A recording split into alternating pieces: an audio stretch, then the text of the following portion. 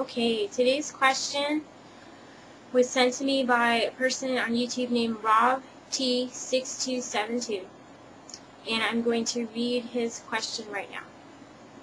I was watching your videos and I enjoy them.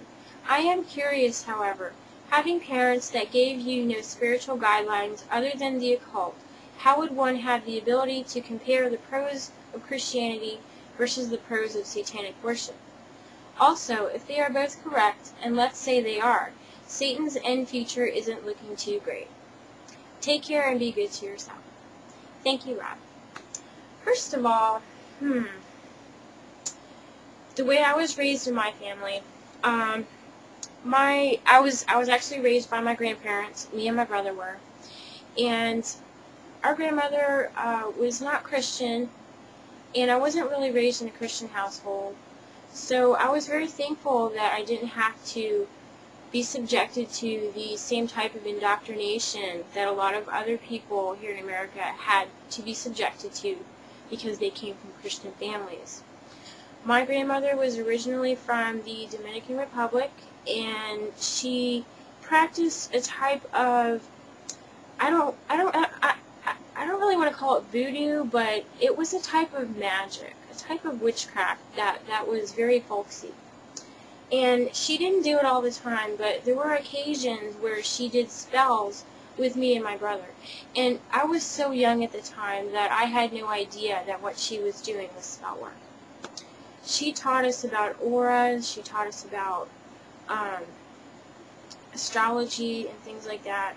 So growing up, I had a variety of views that I was subjected to, and I wasn't really required to accept a singular view or a singular idea.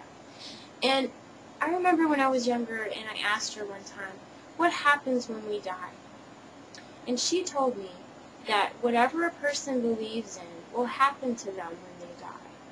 And I thought that at the time it was a very reasonable answer, because basically she was saying to us that people have a variety of beliefs, and it's a very complicated thing.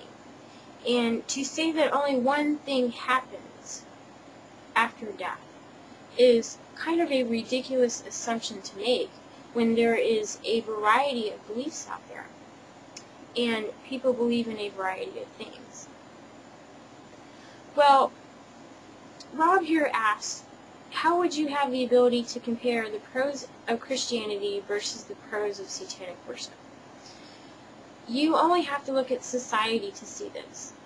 You can see that despite how hypocritical some Christians can be, the whole idea behind their religion is to do good works and to care for others and to give of oneself and to give to the community and to live a loving life, to be like Christ. And when you compare that to Satanism, you'll see that Satanists try to live a good life. They try to do the best that they can to themselves. They take care of the ones that they love. And they live life without regret.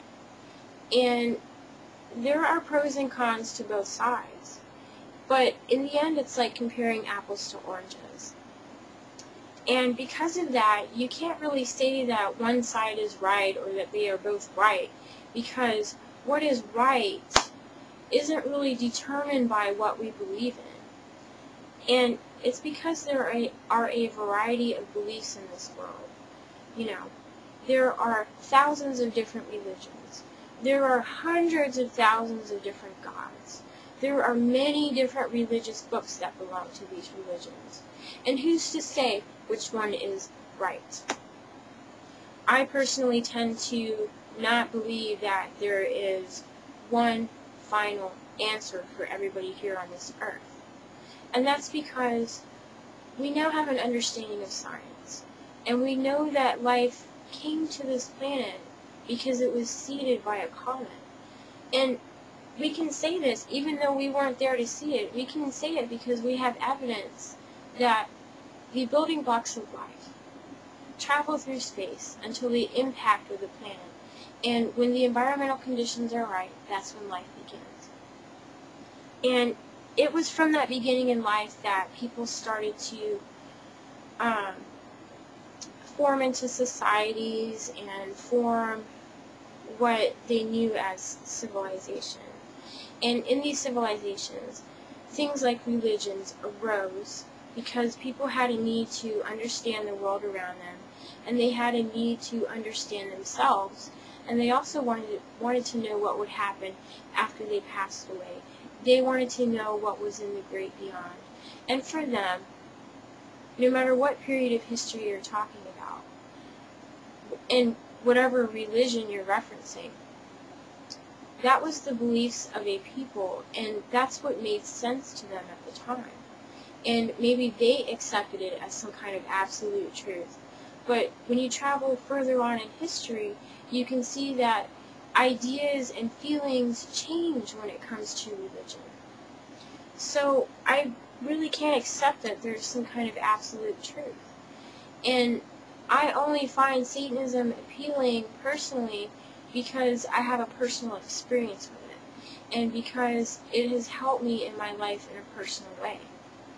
And I tend to not say that Christians are wrong and Satanists are right, and that we're more righteous than them, and that we have the absolute truth, and that they're liars.